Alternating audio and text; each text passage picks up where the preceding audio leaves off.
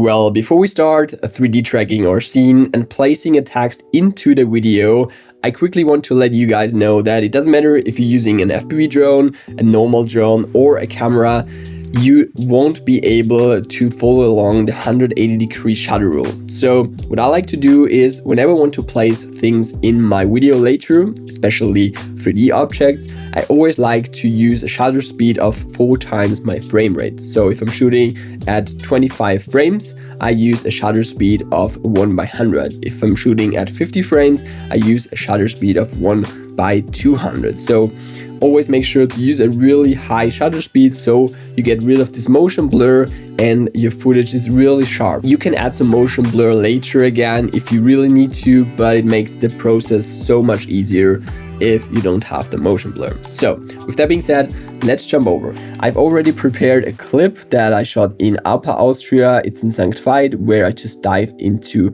this church, or basically over the rooftop. And the first thing we want to do is we hop into Fusion. It's not going to get complicated in here, so we get this really easy. The first thing we need to add, the first node we need to add is the camera tracker. So we get on Shift spacebar, so we are in the menu and we search for camera tracker. So we add this one and it's already connected here. Make sure it's really connected because otherwise it won't work. So with the camera tracker selected, we head over to the menu and we want to give some check marks right on the preview auto track locations and also on the bi-directional tracking.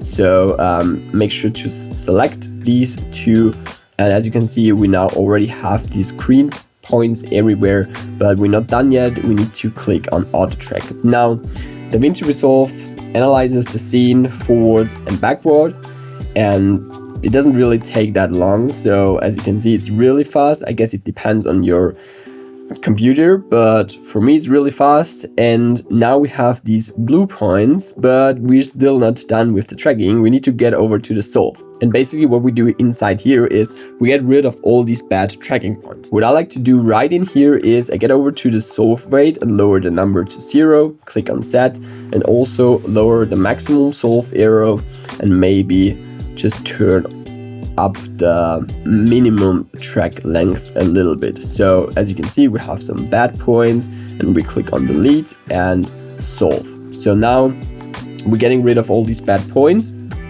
It's getting really fast through all of that, maybe take some time, and we have an average solve error of 0.9. This is already quite good, and you always want to be below 1. So if there's like a number of 1, you still can use it, but it gets better if you have a really low number right over here. So 0.9 is already quite good, but let's also delete some more points, maybe push this up to 8, click on delete and solve again, and I guess we end up with a 0.5, but let's see. Okay, 0.5, we take that one. So we're still not done yet. I know I already told you guys that the third time now, but now we need to get over to the export, and we open the 3D scene transform and click on unaligned. So now we're able to select our origin and the orientation. Basically, we start with selecting the origin. And what is the origin? Basically, you just tell Davinci Resolve where is the center of my scene. And for me, I just select that point right over there and select it as my origin. So for the orientation, we can basically just use the ground, and I always like to use a little more of these points. You don't need to overdo it, but just tell Davinci Resolve, okay, that's my ground level, and so your text won't be flipped in any direction. This is always great when you have a really good ground, and then click on select. So we have all these numbers in here. Click on align again. This is really necessary, otherwise it won't work.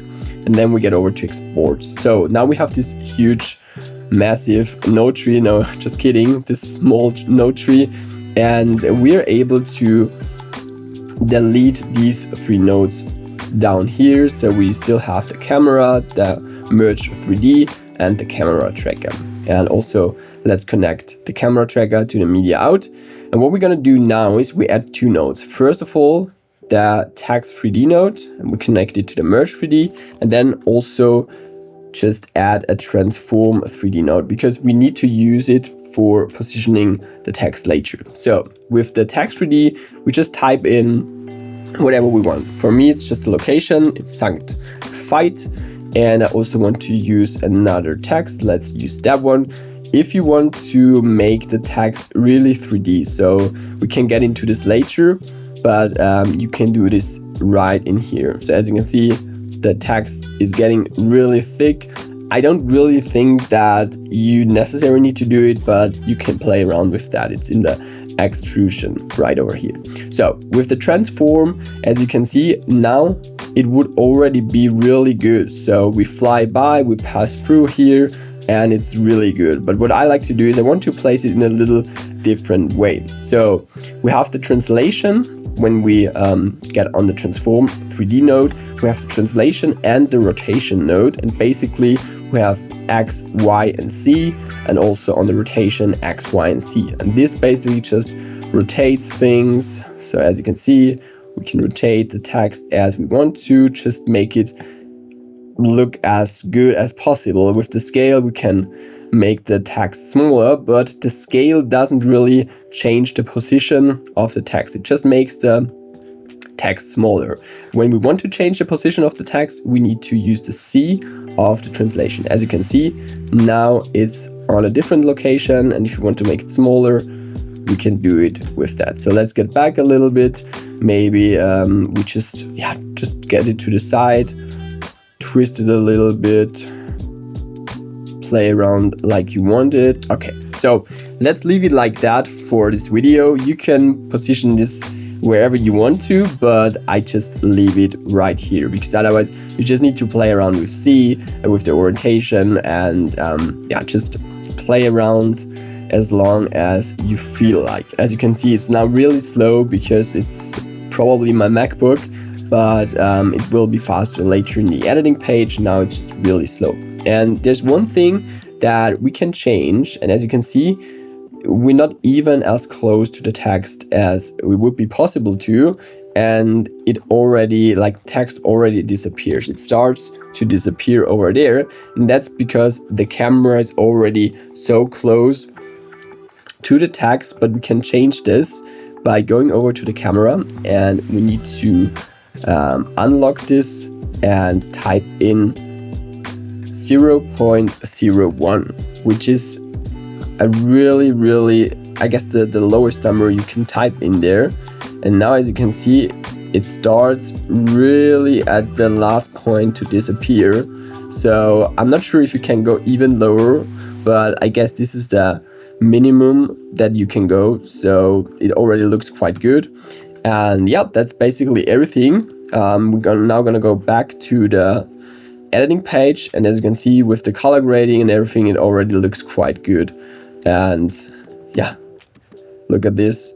You have your 3D text. If you want to make it really 3D, then just go to the text extrusion, make it a little thicker, and we're gonna go back to the editing page. And now, as you can see, the text looks a little bit 3D, but yeah, just do it as you like it. All right, I guess that's everything. Oh, did that cut now? I guess that's everything. If you want to see more of these short Davinci things, then let me know. And I hope you enjoyed it. See you in the next one. Peace.